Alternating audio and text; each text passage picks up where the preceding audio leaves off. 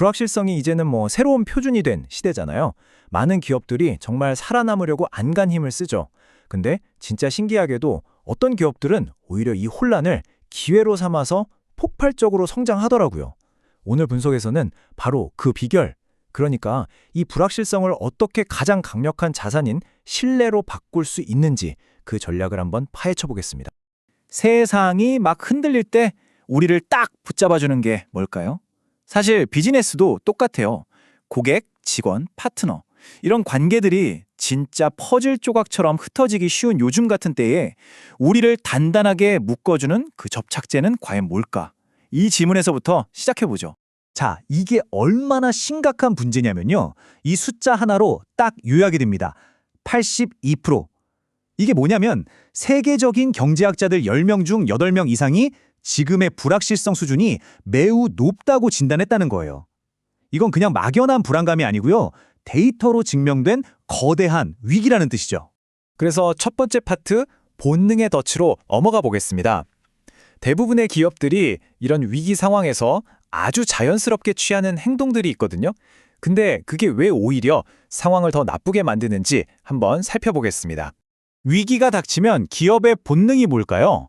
일단 웅크리는 거죠. 폭풍우 속에서 몸을 숨기듯이 일단 비용부터 줄이고 현금 꽉 쥐고 위험한 건 쳐다도 안 보려고 합니다. 겉으로 보기에는 이게 생존을 위한 가장 합리적인 선택처럼 보이잖아요.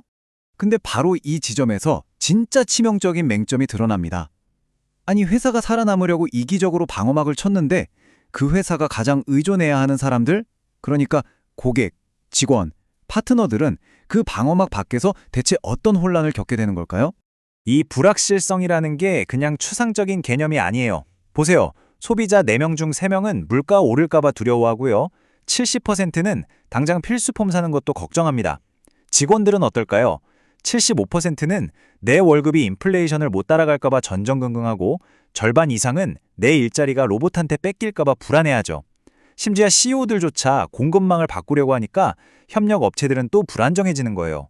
이게 바로 기업을 둘러싼 모든 사람들이 각자의 폭풍우를 맞고 있는 말 그대로 불안이라는 전염병인 셈입니다.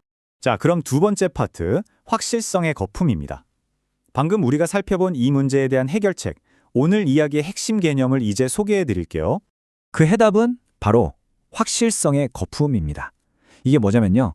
회사가 외부의 그 모든 혼란으로부터 우리 이해관계자들을 보호하기 위해서 의도적으로 만들어내는 일종의 안정적인 방패막 같은 거예요. 신뢰의 공간이죠. 이 혼란 속에서 가장 강력한 역발상 전략이라고 할 수 있습니다.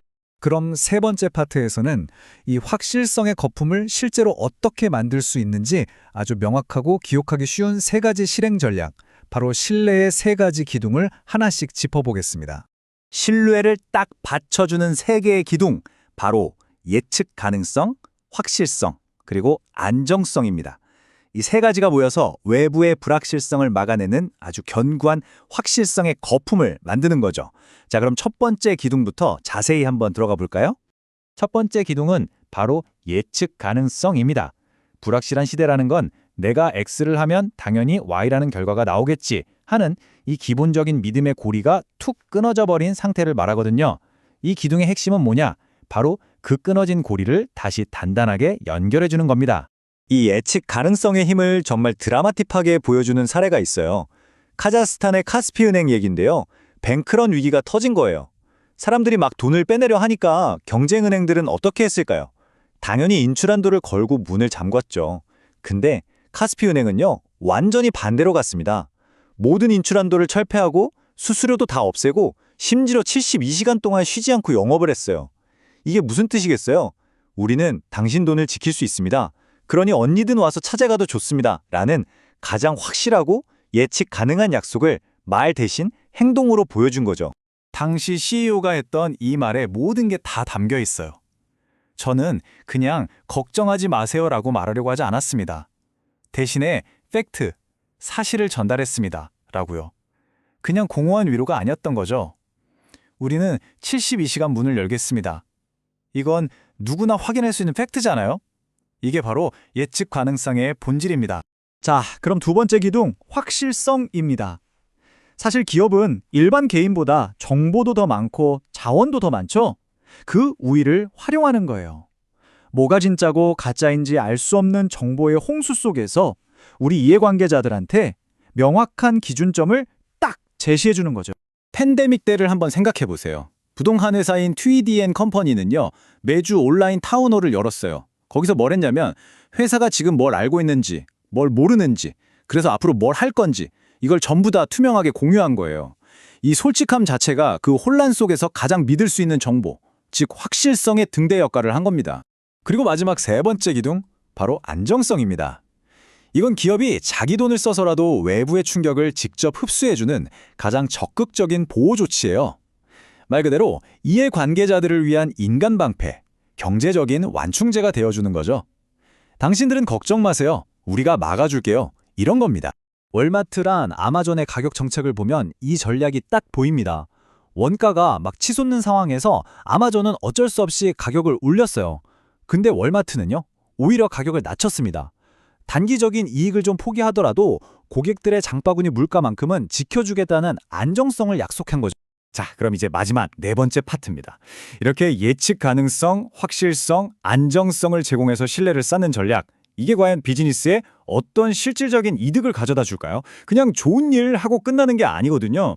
측정 가능한 결과들을 통해서 그 궁극적인 보상이 뭔지 한번 확인해 보겠습니다. 결과는요, 숫자가 말해줍니다. 팬데믹 때문에 호텔업계 직원들이 80%나 떠나갔을 때 투명한 소통으로 확실성을 제공했던 TDN 컴퍼니는 어땠을까요? 직원 유지율이 무려 95%에 달했습니다. 정말 압도적인 차이죠. 신뢰가 얼마나 강력한 비즈니스 무기인지 보여주는 확실한 증거입니다. 재무성과도 마찬가지입니다. 2008년 금융위기 때 GE는 쉬운 길을 택했어요. 그냥 직원들을 해고했죠. 반면에 허니웰은 무급휴직이라는 사실 훨씬 더 어려운 길을 택하면서 직원들의 안정성을 지켜줬습니다. 그 결과가 어땠을까요? 위기가 지나고 3년 동안 허니웰의 주주 수익률이 GE를 무려 28%포인트나 앞질렀습니다. 단기적인 고통을 감수하고 신뢰에 투자한 게 결국 장기적인 가치로 돌아온 거죠. 결국 신뢰는요, 선순환을 만들어냅니다. 보세요. 회사를 믿는 직원들은 떠나지 않고 공급업체는 우리를 우선적으로 도와주려고 하죠. 그럼 당연히 더 나은 서비스가 만들어지고요. 이건 폭발적인 고객 증가로 이어집니다. 이 모든 신뢰의 연결고리가 최종적으로는 압도적인 주주가치라는 결과로 증명되는 겁니다. 카스피은행, 허니웰, 트위디 다 똑같았어요. 전 허니웰 CEO였던 데이브 코트의 이 말이 모든 걸 정리해줍니다. 회복은 반드시 옵니다. 우리는 그 순간을 대비해야 합니다. 그러니까 위기 속에서 신뢰를 쌓는 건 그냥 버티는 게 아니라는 거죠. 다가올 회복기에 누구보다 먼저 가장 높이 도약하기 위한 가장 확실한 투자라는 겁니다. 자, 불확실성은 피할 수가 없어요. 이건 이제 상수입니다.